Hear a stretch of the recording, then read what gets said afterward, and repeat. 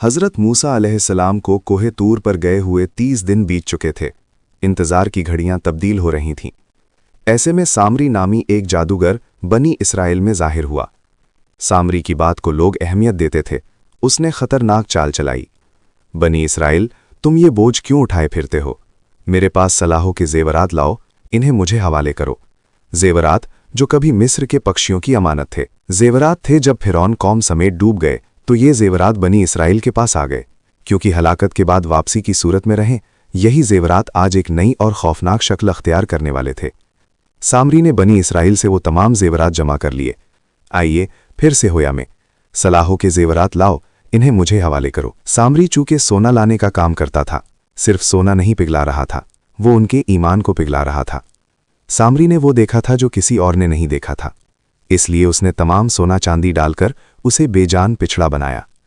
फिर सामरी ने हज़रत जिब्राईल अलैहिस्सलाम के घोड़े के समूह के नीचे सिली हुई खाक उस पिछड़े में डाली, तो इसके असर से वो गोश्त और खून में तब्दील हो गया और माहौल दीगर वो सोने ही का बछड़ा था और गाय की तरह दरकार में लगा। ये शुबदा इस कदर लोगों के लिए मुतासिर कुन साबित हुआ कि इसके बाद सामरी ने जो लोगों को गुमराह कुन पट्टी पढ़ाई तो उसके बहकाने पर बनी इसराइल के 12,000 लोगों के अलावा बकरियां सबने उस बछड़े की पूजा की। यही हमारा माबूद है। हमने निशान देख लिया कि अब हमें किसी और की ज़रूरत नहीं। बछड़े मेरी सुन लें।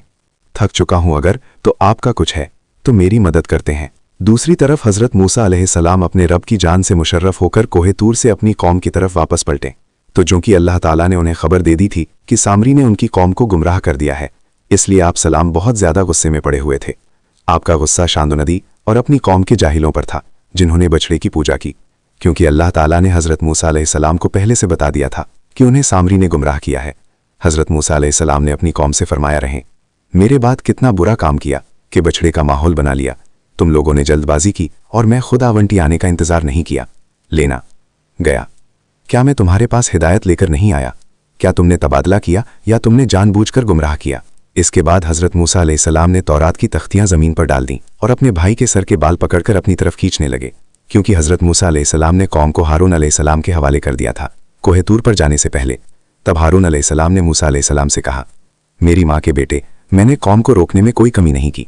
मैंने उन्हें नसीहत भी की, लेकिन कौम ने मुझे कमज़ोर समझा। उन्होंने मेरी बात ना मानी और वो अपने फैसले पर कायम गए। और मेरे साथ ऐसा सलूक ना करो जिससे वो खुश हों। हज़रत मूसा अलैहिस्सलाम ने अपने भाई का कोबोल्ड करके बगाई इलाही में उसकी खौफ इंसान और जगन्नाथ कौन था, वो सामने खड़ी मौत को ना देख सके, क्योंकि उनके दिलों में सुलेमान का खौफ अल्लाह के खौफ से ज़्यादा बैठ गया था। मस्जिद की दीवारें ऊंची होती गईं। सुलेमान अलैहिस्सलाम का साया वैसा ही खड़ा है। दीमक लकड़ी को अंदर से खोखला कर रहा है। पागलों की तरह काम कर रहे हैं।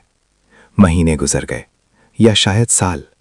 जिन्नात गायब नहीं जानते थे, वो बस उस खड़ी हुई लाठी से डटे रहे। मशक्कत जारी रही और लकड़ी कमजोर होती गई। लाठियां बंदर से बिल्कुल खोखली हो चुकी हैं। फिर अचानक से